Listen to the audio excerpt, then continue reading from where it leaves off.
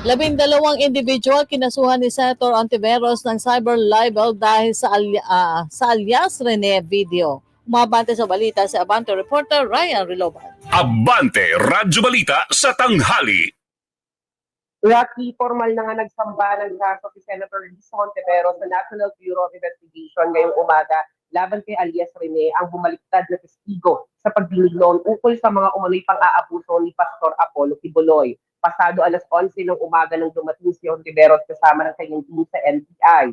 Ang naging aksyon ni Ontiveros kasunod ng kumalat na video ni alias Rene kung saan inaakusahan nito ang senadora na binayaran siya ng 1 milyon piso para testigo sa mga seryosong kaso laban kay Kibuloy at idawit sina dating Pangulong Rodrigo Duterte at Vice President Sara Duterte. Kinasuhan ng senadora sa NBI sa kasong cyber libel si Michael Marillo at 11 pa na individual na sangkot umano sa pagpapakalat ng fake news.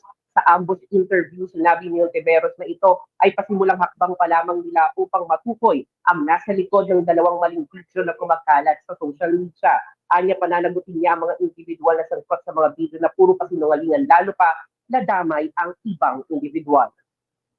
Bilang isang nagtatrabaho sa public service, bukas ako lagi at dapat lang bukas lagi sa mga puna, sa mga kritisismo.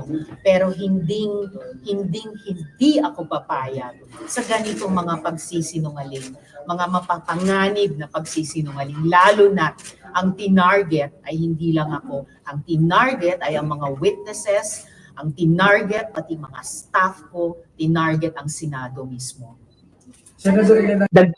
Yung nirereklamo nagtatrabaho sa public service. Dagdag pa ng senadora, posibleng madagdagan pa ang mga sasampahan nila ng kaso dahil depende ito sa magiging takbo ng investigasyon ng NBI. Nireklamo rin Ontiveros ng isang fake news channel na ang pangalan ay Pagtanggol Valiente. Dagdag pa ng senadora, panalangin din niya na ligtas si alias Rene at lumarap na sa mga otoridad.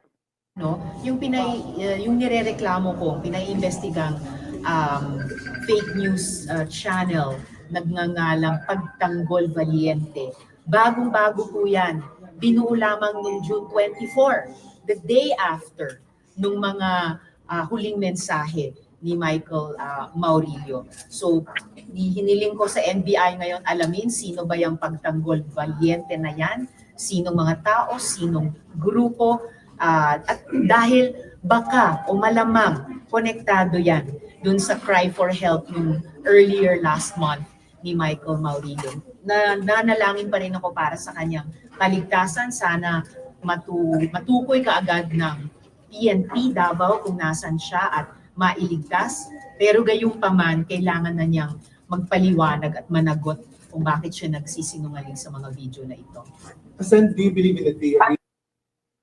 Ang tinig ni Senator Lisa Ontiveros. Sa huli, iginiit ni Ontiveros na hindi niya palalampasin na takutin ng mga testigo at sindakin ang Senado bilang institusyon.